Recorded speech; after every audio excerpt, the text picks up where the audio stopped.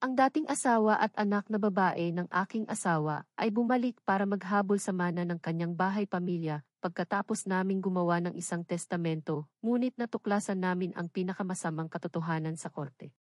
Ako, 45 taong gulang na babae, ay kasal sa aking asawa, si Michael, 50 taong gulang na lalaki, sa loob ng nakaraang 10 taon.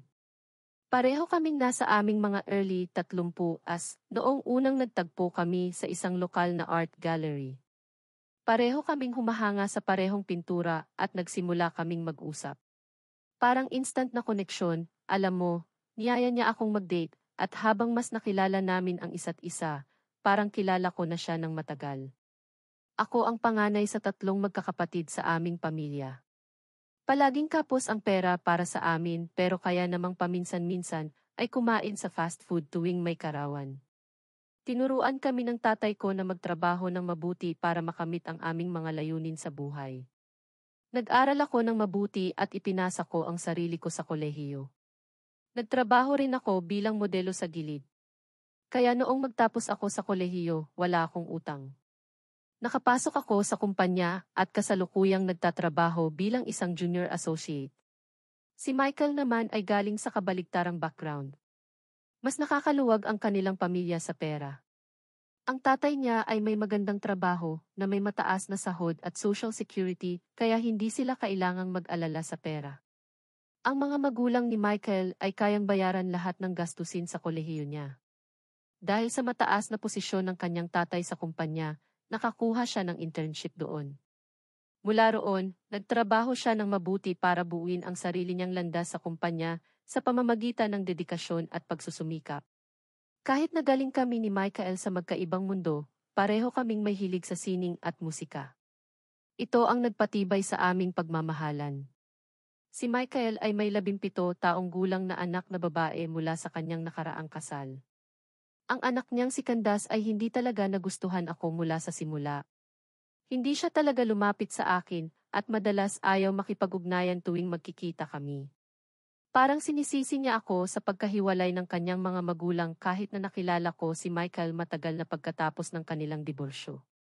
Naiintindihan ko ang kanyang nararamdaman at sinubukan kong bigyan siya ng espasyo para matanggap ang aming relasyon. Para sa konteksto, si Michael at ang kanyang dating asawa na si Amelia ay kasal lamang ng 3 taon. Sila ay magkasintahan sa kolehiyo, kaya nagdesisyon silang magpakasal. Ngunit nang magpakasal na sila, nagbago ang lahat para sa masama.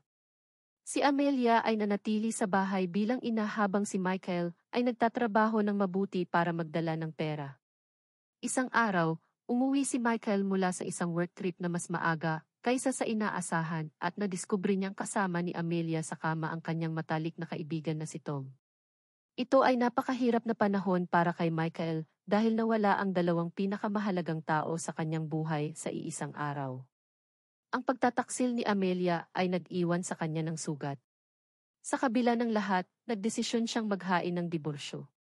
Ang proseso ng diborsyo ni Michael at Amelia ay napakabitter, lalo na dahil determinado si Amelia na makuha ang kanilang bahay kahit na pagmamay-ari ito ni Michael. Hindi natapos ang laban sa pag-aari, nagpatuloy ito sa mahirap na pag-aagawan ng kustodiya kay Candace. Dahil sa pagtataksil ni Amelia sa kanilang kasal, hindi iginawad ng hukom sa kanya ang pagmamay-ari ng bahay, ngunit ibinigay sa parehong magulang ang kustodiya upang matiyak na si Candace ay magpapatuloy na magkaroon ng koneksyon sa kanilang dalawa. Ang galit ni Amelia dahil sa hindi pagkakakuha ng ari-arian ay lumalim at sa paglipas ng mga taon ay pinukaw niya ang damdamin ni Candace laban sa kanyang ama. Samantala, pinili ni Michael na huwag ipaalam sa kanilang anak na babae ang pagtataksil ng kanyang ina, sinusubukan niyang protektahan siya mula sa masakit na mga detalye ng kanilang nakaraan. Nalaman ko ang lahat ng ito noong nagsisimula pa lang kaming mag-date. Gusto ni Michael na maging tapat sa akin tungkol sa kanyang nakaraan at talagang pinahalagahan ko iyon. Minsan, inanyayahan ni Michael si Candace na sumama sa amin sa isang paglalakbay sa Africa, umaasang ito ay magbibigay ng pagkakataon para sa amin na magkabonding. Ako ay optimistiko at inisip kong ito na ang magiging turning point ng aming relasyon. Sa kasamaang palad, hindi ito naganap ayon sa plano. Sa paglalakbay, tila iritado si Candace sa akin at madalas sumabog sa galit ng walang dahilan. Tinatawag niya akong gold digger. Mabilis na pinagalitan siya ni Michael para sa kanyang pag-uugali, ngunit ngumiti lang siya sa akin. Ipinapakita na hindi pa siya handang tanggapin ako sa kanyang buhay. Alam ko na komplikado ang sitwasyon sa pagitan ng kanyang dating asawa at anak, ngunit malakas ang aming pagmamahalan at handa akong harapin ang mga hamon kasama siya. Pagkatapos ng isang whirlwind romance, nagpakasal kami. Ito ay isang maliit at intimate na seremonya, kasama ang aming pinakamalalapit na kaibigan at pamilya. Excited kami sa buhay na aming bubuin ng magkasama. Hindi dumalo si Amelia at Candace sa aming kasal, kahit na inimbitahan namin sila. Ang aming kasal ay naging maayos noong una. Naglakbay kami sa buong mundo habang parehong patuloy na nagtatrabaho. Napaka-passionate ko sa aking karera at wala akong balak na isuko ito. Samantala, si Amelia ay nakatira kasama si Tom pagkatapos ng kanilang diborsyo.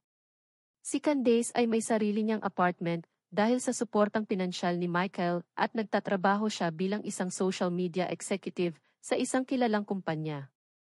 3 taon sa aming kasal, masaya naming tinanggap ang aming anak na lalaki. Gayunpaman, mahirap para sa akin ang pagbubuntis at pinalala pa ito tuwing bumibisita si Candace. Gumagawa siya ng malupit at hindi ka nais-nais na mga komento tungkol sa aking timbang at hitsura kapag wala si Michael sa paligid. Sinasabi niya na iiwanan ako ni Michael balang araw dahil sa ako'y mataba na baka. Labis itong nagdulot ng pag-aalala sa akin at matapos kong ipahayag ang aking mga alalahanin kay Michael, nagdesisyon siyang huwag na hayaan si Candace na bumisita sa aming bahay. Nagkikita na lang sila sa mga cave upang maiwasan ang anumang karagdagang distress para sa akin. Nang ipinanganak ang aming anak na si Nick, labis kaming natuwa. Sa kabila ng pagiging magulang, determinado akong magpatuloy sa trabaho, kaya nagdesisyon kaming kumuha ng babysitter upang tulungan kaming alagaan siya kapag natapos na ang aking maternity leave.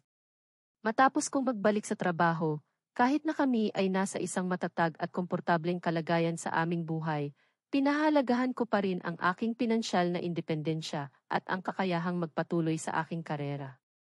Kung may mga issue si Candace sa akin noon, tila lumala pa ito nang dumating si Nick sa aming buhay. Sa mga family events na minsan naming inaayos, siya ay nagtatarget kay Nick at sinusubukang takutin siya, naiiwan ang aming anak sa pag-iyak at humihingi ng tulong. Habang naiintindihan ko ang kanyang galit sa akin, hindi ko maaaring pabayaan na ilabas niya ang kanyang galit kay Nick, ang aming inosenteng maliit na bata. Pinagbawalan ko siyang bumisita sa aming bahay at tumigil na rin kami sa pag-aayos ng mga family events sa aming bahay mula noon. Ngayon, patungkol sa issue sa kamay, habang tumatanda kami, napagtanto naming ni John ang kahalagahan ng pagpaplano para sa hinaharap. Nagdesisyon kaming gumawa ng testamento upang matiyak na ang aming mga ari-arian ay nasa kaayusan. Dahil nabigyan na ni John ng flat si Candace, itinalaga niya ako at ang aming anak bilang mga tagapagmana ng aming bahay-pamilya. Ang natitirang ari-arian niya, na siyang pera sa kanyang personal na savings account, ay mapupunta kay Candace. Samantala, mayroon akong sarili kong mga ari-arian na balak kong iwanan sa aming anak upang masiguro na siya ay magiging maayos sa buong buhay niya. Pareho naming naramdaman na ito ang tamang desisyon upang masiguro ang hinaharap ng aming pamilya at bigyan ng suporta si Nick habang siya'y lumalaki. Nang malaman ni na Amelia at Candace ang tungkol sa aming testamento, nagkagulo ang lahat. Hindi ko alam kung nabanggit ito ni Michael nang hindi sinasadya o ang kanyang mga magulang ang nagsabi, ngunit hindi sila natuwa. Tinawagan ni Amelia si Michael at sinabing karapat-dapat silang magkaroon ng bahay dahil siya ang unang asawa, ngunit matatag na nanindigan si Michael. Ipinaalala niya na palagi niyang sinuportahan si Candace mula sa child support hanggang sa mga gastusin sa kolehiyo at pagbili ng apartment para sa kanya. Sinabi niya na titiyakin niya na magiging maayos ang hinaharap ni Candace, ngunit iiwan niya ang ari-arian sa aming anak. Ito ay lalong nagpagalit kay Amelia at nagpadala siya ng mahabang text message sa akin kung saan tinawag niya akong lahat ng masamang pangalan. Ipinakita ko kay Michael ang mensahe at sinabi niyang huwag nang makipag-ugnayan pa kay Amelia at agad ko siyang i-block. Kinabukasan, dumating si Candace sa aming pintuan, halatang upset. Alam kong narito siya upang pag-usapan ang tungkol sa testamento.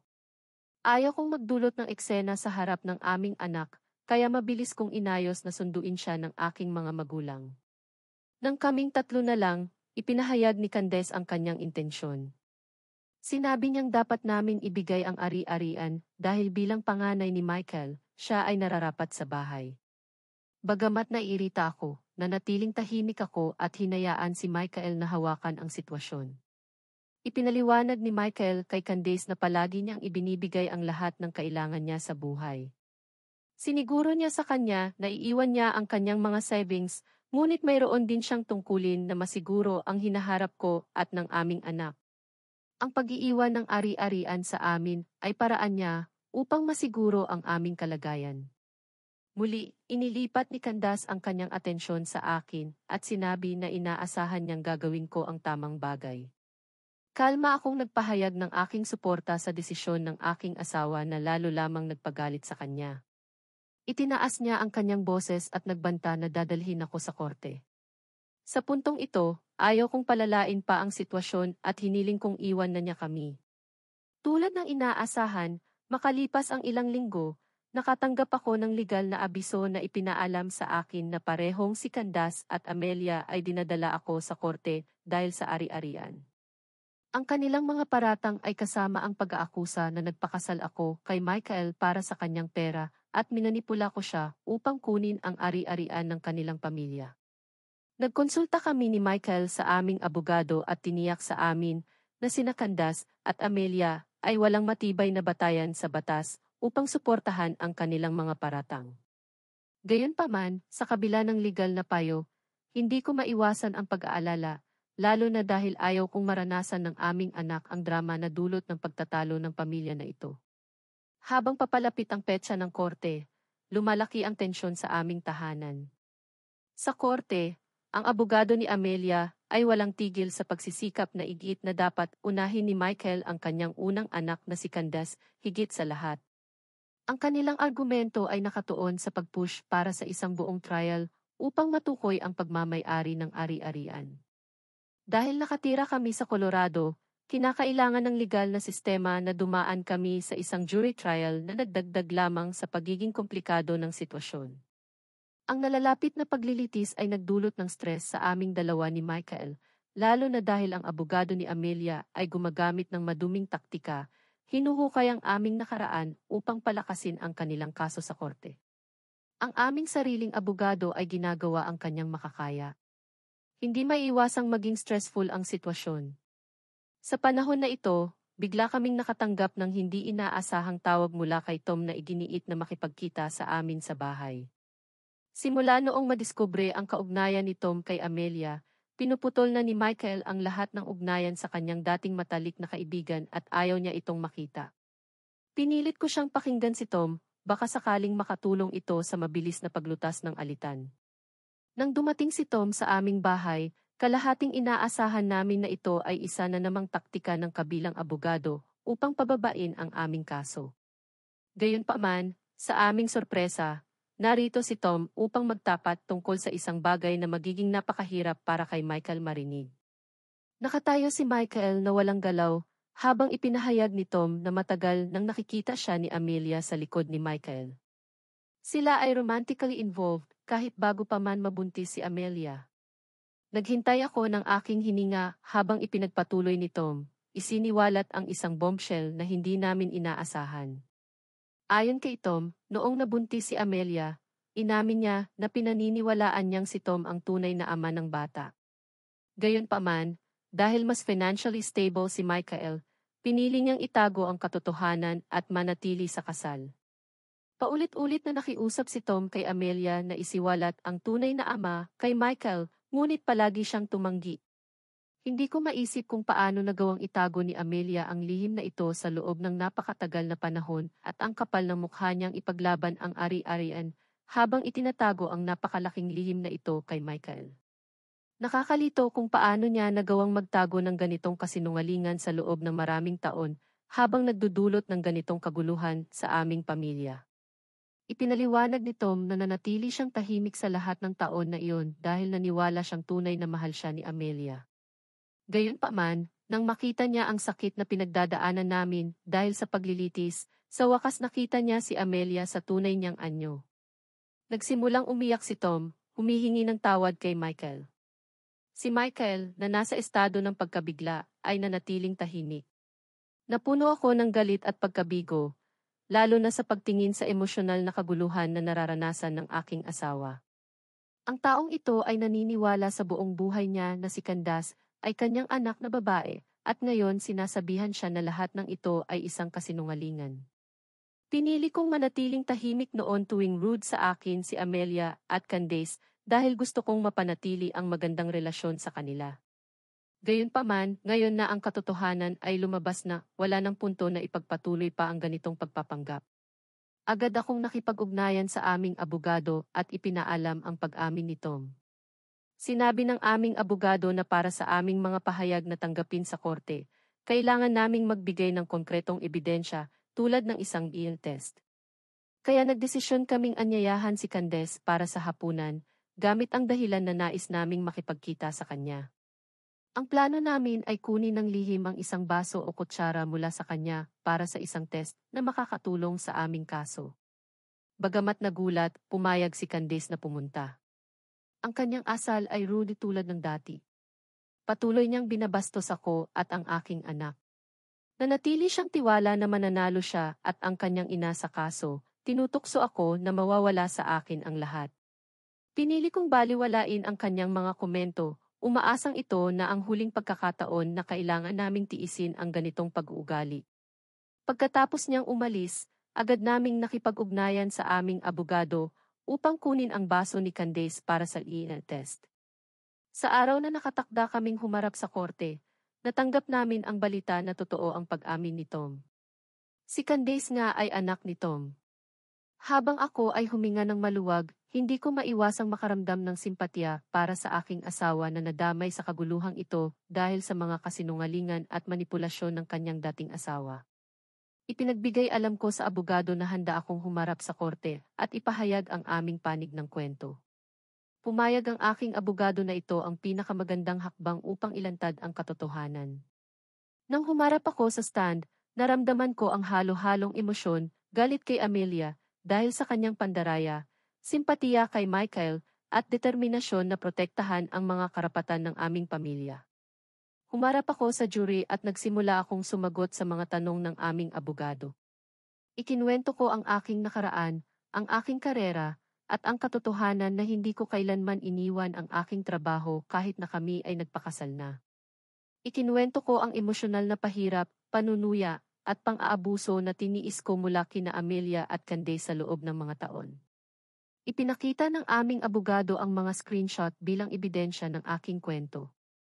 Sinabi ko sa jury na hindi kailanman tinanggap ni Candace ang aking presensya mula sa simula at kahit na tumanggi siyang dumalo sa aming kasal.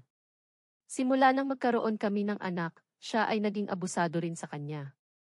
Pagkatapos, isiniwalat ko ang pag-amin ni Tom sa harap ng jury. Ikinuwento ko kung paano namin nalaman kung sino ang tunay na ama ni Candace at ang maruming lihim na itinago ni Amelia sa lahat ng tao sa loob ng napakatagal na panahon. Tumingin si Candace sa akin na may hindi paniniwala at nakita ko siyang nag-uusap ng galit sa kanyang abogado. Ipinakita ng aming abogado sa lahat ang resulta ng DNA test na nagpapatunay sa aking sinabi.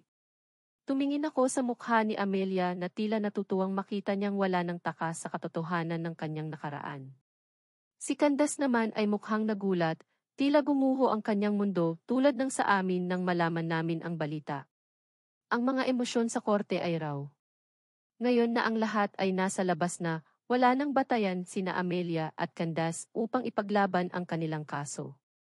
Si Amelia ay mukhang natalo at si Candace, na tiyak na sa kanyang tagumpay, ay ngayon nahihirapan sa epekto ng mga aksyon ng kanyang ina. Wala nang kaso para sa kanilang abogado na ipaglaban. Sa kabutihang palad, hindi nagtagal ang jury sa pagpapasya at bumalik na may hatol. Inanunsyo ng hukom ang hatol na kami ay iginawad ang mana ng aming bahay pamilya, tulad ng nais ni Michael at kinilala ng jury na sina Candace at Amelia ay walang lehitimong karapatan dito. Simula ng desisyon ng korte, sa loob ng ilang araw, nakatanggap kami ng halo-halong reaksyon mula sa aming malalapit na pamilya at kaibigan. Bagaman karamihan sa kanila ay naiintindihan ang aming sitwasyon at sumasang-ayon na tama ang aming ginawa, may ilan na naniniwala na malupit para sa amin na ilantad ang katotohanan at sirain ang buhay ni Candace. Kaya narito ako sa Reddit, humihingi ng inyong opinyon. Sa tingin niyo ba, ako ba ang TA sa pagtanggi na ipamigay ang ari-arian sa aking stepdaughter at sa huli ay ilantad ang lahat sa korte sa halip na sa kanya personal? Update 1. 3 araw na ang lumipas mula sa aking huling update at nabasa ko na ang lahat ng inyong mga komento at payo. Marami sa inyo ang naniniwala na maaaring alam na ni Candace ang mga kasinungalingan ng kanyang ina, na imposible dahil nakita ko ang pagbagsak ng kanyang mukha nang isiwalat namin ang DNA test sa korte. Ang panalo sa pagliliti sa korte ay nag-angat ng malaking bigat sa aking mga balikat. Pinili kong huwag nang magdwell sa mga negatibong kamag-anak na naniniwalang mali ang aming ginawa. Hindi namin pinili na dalhin sa korte ni na Amelia at Candace. Ipinahayag lang namin ang katotohanan. Hindi ko na kailangang mag-alala tungkol sa aking hinaharap at kontento ako sa resulta. Gayunpaman, ang pangunahing alalahanin ko sa mga araw na ito ay ang aking asawa. Si Michael ay nasa estado pa rin ng pagkabigla mula sa pagkatutok sa katotohanan tungkol sa tunay na ama ni Candace. Ang kanyang mundo ay baliktad at hindi siya nakakakain o natutulog ng maayos simula nang malaman na hindi pala niya tunay na anak si Candace. Hindi ko maisip ang sakit na nararanasan niya upang tanggapin ang katotohanan. Pinasya kong ipasok siya sa therapy upang makausap niya ang isang profesional na makakatulong sa kanya na mag-navigate sa sitwasyong ito. Nag-book na ako ng appointment niya at magsisimula na siya sa susunod na linggo. Update 2. 1 buwan na ang lumipas mula sa aking huling update at nakayanan na naming lumipat mula sa sitwasyong ito sa isang tiyak na lawa. Tulad ng nabanggit ko dati, ang aking asawa ay regular na nagpupunta sa therapy. Nakikita kong bumubuti na siya, ngunit tatagal pa bago siya tuluyang gumaling. Sa hindi inaasahang pangyayari, nakipag-ugnayan sa amin si Candace noong nakaraang linggo. Hindi namin inaasahan na gusto pa niyang makipag-usap sa amin pagkatapos ng lahat ng nangyari. Tumawag siya upang humingi ng tawad para sa aming pinagdaanan. Hindi ako sigurado kung tunay ang kanyang paghingi ng tawad o kung siya ay galit lang sa mga aksyon ng kanyang ina, ngunit hindi ko na pinilit ang issue. Ibinahagi ni Candace kung paano siya palaging naiinggit sa akin. Iniisip na kinuha ko ang kanyang ama. Inamin niya ang kanyang pagkapuot sa akin, isang bagay na alam ko na. Pinaniwalaan niyang ang kanyang ama ang nagloko sa kanyang ina. Gayunpaman, noong paglilitis sa korte, nang lumabas ang katotohanan na si Amelia ang nagloko, napagtanto niyang nabuhay siya sa kasinungalingan sa buong buhay niya. Nakiusap siya kay Michael na huwag tumigil sa pagiging bahagi ng kanyang buhay at siniguro niya na palagi siyang magiging ama niya kahit sino pa ang tunay na ama. Ito ay nagdulot ng luha sa kanya at tila kailangan niya ang katiyakan na iyon sa buong panahon. Humingi rin ng tawad si Candace sa akin para sa kanyang ginawa sa akin at umaasa siyang mapapatawad ko siya balang araw. Ayokong magpanggap na okay na ang lahat sa pagitan namin dahil hindi pa at tatagal bago ako makasama sa parehong kwarto kasama siya. Lately, nakatuon ako sa aming pamilya at sa aming anak. Hindi ako nakapaglaan ng sapat na oras sa kanya noong pagliliti sa korte, kaya nagpaplano akong magtakda ng isang secret family vacation upang magpahinga at magdiwang. Sana ang getaway na ito ay makatulong sa amin na mag-relax at mag-recharge. Magbibigay ako ng isa pang update kung mayroong kawili-wiling mangyayari. Update 3. Pagkatapos ng 3 buwan ng walang komunikasyon, dumating si Amelia sa aming pintuan. Nahihirapan akong payagan siyang pumasok, ngunit nag-aalala ako tungkol sa mga kapitbahay na maririnig ang anumang potensyal na sigawan tulad ng dati niyang ginawa. Reluctantly, pinayagan namin siyang pumasok. Ginawa naming malinaw na anumang pagsabog ay magdudulot ng tawag sa pulisya. Ipinaliwanag ni Amelia na iniwan siya ni Tom at pinapalis siya sa kanyang bahay bago magtapos ang buwan. Siya ay nasa luha habang isiniwalat na ayaw na siyang pakasalan ni Tom pagkatapos ng nakita niyang pinagdaanan namin ni Michael. Wala siyang mapuntahan at gusto niyang lumipat sa apartment ni Candace kahit na mahigpit na tutol si Candace sa ideya. Nalaman namin na simula noong paglilitis, pinutol ni Candace ang lahat ng komunikasyon sa kanyang ina, inaakusahan siyang manipulahin siya. Narito si Amelia dahil gusto niyang makipag-usap kami kay Candace tungkol sa sitwasyon, umaasang makumbinsi siya na payagan siyang lumipat. Bago pa ako makapagsalita, nakita ko ang aking asawa na mawala ng pasensya sa unang pagkakataon. Matatag niyang sinabi kay Amelia na binili niya ang apartment para kay Candace lamang kaya desisyon ni Candace kung papayagan siyang tumira roon. Ipinaalala niya na hindi man lang siya nag-abala na humingi ng tawad pagkatapos niyang magloko lahat ng taon na iyon at ngayon inaasahan niya na tutulungan namin siya. Sinabi niya na masaya siya na nakita ni Tom ang katotohanan at iniiwan siya. Sinubukan ni Amelia na bigyang katwiran ang kanyang mga kasinungalingan, sinasabing natatakot siyang palayasin habang buntis. Kung inamin niya ang katotohanan noon kay Michael, hindi ko na kayang pakinggan ang kanyang mga palusot kaya pinakiusapan ko siyang umalis. Pakiramdam ko ay binigyan namin siya ng patas na pagkakataon na magpaliwanag at wala ng punto na pahabain pa ang pag-uusap. Pagkatapos umalis ni Amelia, nakipag-ugnayan si Michael kay Candace upang balaan siya tungkol sa posibilidad na pilitin siyang payagan ang kanyang ina na manatili sa apartment. Binigyang diin niya na kung papayagan niya ito, wala ng paraan upang palayasin si Amelia. Tiniyak ni Candace na wala siyang balak na payagan iyon at pinaplano niyang palitan ang mga kandado upang maiwasan ang pagpasok ni Amelia at ipapaalam sa kanyang ina na hindi siya welcome. Para sa akin, napuno na ako ng drama na ito. Nakikipag-usap ako kay Michael tungkol sa ideya ng pagbibenta ng aming bahay pamilya at paglipat sa ibang estado upang makatakas sa kaguluhang ito. Binigyang diin ko na para sa kapakanan ng aming anak at ng aming kasal, kailangan naming seryosohin ang paglipat na ito. Bagaman ito ay isang mahirap na desisyon, tinanggap na ito ni Michael, lalo na pagkatapos ng hindi inaasahang pagbisita ni Amelia na nagpapatunay na kailangan naming maglagay ng distansya sa pagitan namin at niya.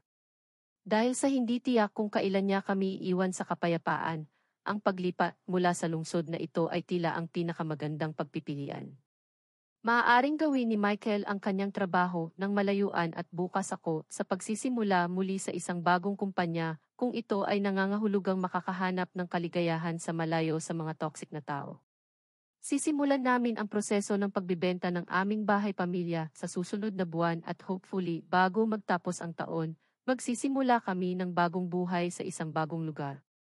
Panahon na upang i-turn the page sa kabanatang ito ng aming buhay at magsimula ng bago. Sa ngayon, sinusubukan naming mag-move on mula sa lahat ng drama at magsimula ng bagong yugto sa aming buhay. Nakatuon kami sa aming anak at sa pagbibigay sa kanya ng mas tahimik at masayang kapaligiran. Alam kong hindi ito magiging madali, ngunit handa kaming gawin ang lahat upang makamtan ang kapayapaan at kaligayahan na nararapat para sa aming pamilya. Ilang linggo matapos ang aming desisyon na magbenta ng bahay, natanggap namin ang balita na ang bahay ay may potensyal na mamahalin ng higit pa sa inaasahan namin. Ito ay isang magandang pagkakataon para sa amin upang makapag-ipon at magsimula muli sa ibang lugar. Bagamat ito ay isang malaking hakbang, alam naming ito ang tamang desisyon para sa aming pamilya. Nagsimula na kaming maghanap ng bagong lugar na matitirhan at ang aming abogado ay nangangalaga sa lahat ng legal na aspeto ng pagbibenta ng bahay. Habang inaayos namin ang aming mga plano, sinisigurado naming laging kasama si Nick sa aming mga desisyon upang matiyak na magiging komportable siya sa bagong kapaligiran. Pinag-uusapan din namin ni Michael ang tungkol sa mga bagong oportunidad sa trabaho at kung paano namin maipapatuloy ang aming mga karera sa bagong lugar. Sa kabila ng lahat ng pagsubok, patuloy kaming nagkakaisa at mas lumalakas ang aming pagmamahalan. Sa wakas, nagpaalam na kami sa aming lumang tahanan at nagpatuloy na sa aming bagong buhay. Ang aming bagong simula ay puno ng pag-asa at pagkakataon. Handa kaming harapin ang anumang hamon na darating at palaging alalahanin ang mga aral na natutunan mula sa aming nakaraan. Sa bagong kabanata ng aming buhay, umaasa kaming makakahanap ng kapayapaan, kaligayahan, at mas matibay na pagkakapamilya. Tulad ng dati, patuloy akong magbibigay ng update dito sa Reddit upang ibahagi ang aming paglalakbay at matuto mula sa mga payo at karanasan ng iba. Salamat sa inyong suporta at pag-unawa.